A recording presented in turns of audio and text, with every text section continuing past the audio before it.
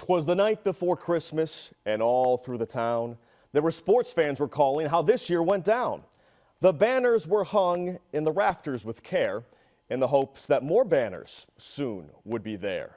The Buckeyes made moves, OSU, NIL, bringing Caleb, Jeremiah, Quinshawn, and Will, one of the most talented teams I can ever remember.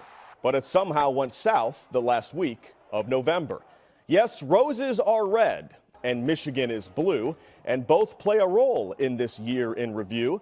But the Buckeyes bounced back against Tennessee. I guess OHIO owns the SEC.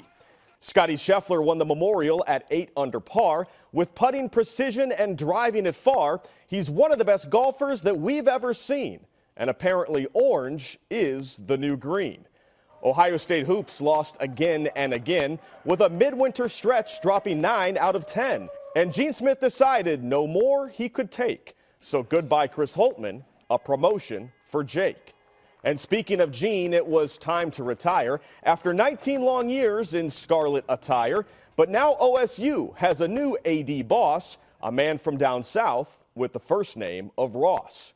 The Blue Jackets decided to change their approach and brought in Dean Evison for the role of head coach. Good for Dean and the Jackets, but it's kind of a shame if you're writing a poem and need to rhyme his last name.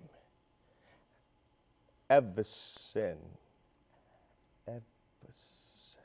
Moving on. The MLS All-Stars left Columbus impressed as the capital city hosted the MLS Best, while the Crew won a Leagues Cup. But that cup is half full because the Crew lost their energy to a team of Red Bulls.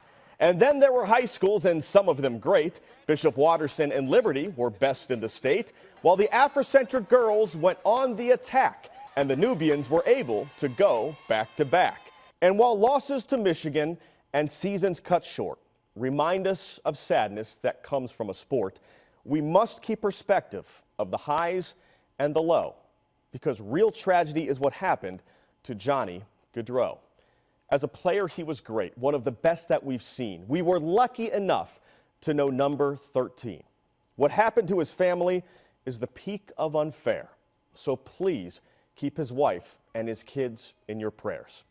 May Johnny remind us we're blessed to be alive. Merry Christmas to all, on to 2025.